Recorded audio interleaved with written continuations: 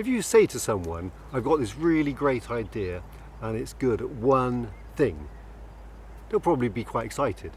If you say to them, I've got this really good idea and it's great at doing 3 things, they'll probably be very excited. If, however, you say, I've got this really great idea and it's good at 10 different things, they'll probably think you're a nutter. They'll probably think you're lying. They'll be looking for escape opportunities. Now, this is my experience of dealing with policymakers when I try and talk about the potential of energy crops, perennial energy crops like willow and miscanthus. For 25 years, I've been in this industry, and these wonder crops, these crops that are amazing at many, many different things, are excluded from environmental schemes when they should actually be right at the very centre. It's like you've got a child who's got all of the answers all the time with their hand up, waiting for the teacher to try and give the answer, and the teacher is always looking elsewhere and giving someone else the chance to answer it. It's unfair. These crops can do many, many different things, and they can do it quickly. Now, at the moment, it's the Environmental Land Management Scheme consultation. It's on the DEFRA website. The consultation ends on the 31st of July. It is a chance for these crops to be part of something which helps create a very green agriculture in the UK, and also helps us meet our net zero obligations and climate change targets.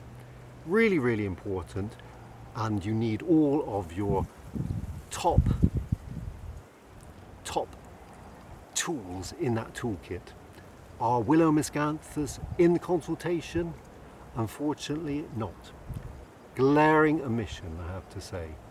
Now, if you leave an essential tool in the shed, what's that going to do? It's going to make that job much more difficult. If I do a job, I'm going to be frustrated because I can't do it as well. It's going to take me a lot longer. Now, farmers will be able to do these jobs for the environment a lot quicker with willow miscanthus as part of the portfolio. It has to be in. The government needs to look at the reports that they've commissioned over the last 2, 3, 4 decades, look at that information, and then not only encourage farmers to plant these crops in the right place, but also reward them for doing so. It's really, really important.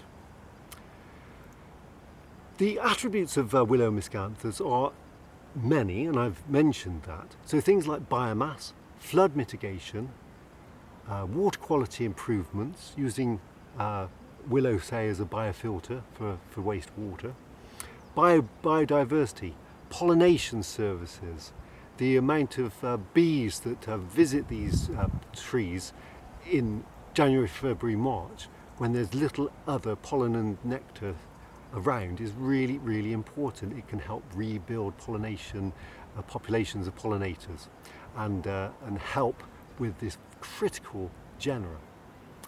Then you've got things like fodder.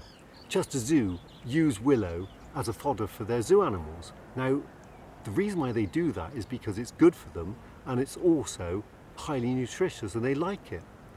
We could be using willow in the same way with livestock, and benefiting from the pharmaceuticals that are intrinsic in the willow.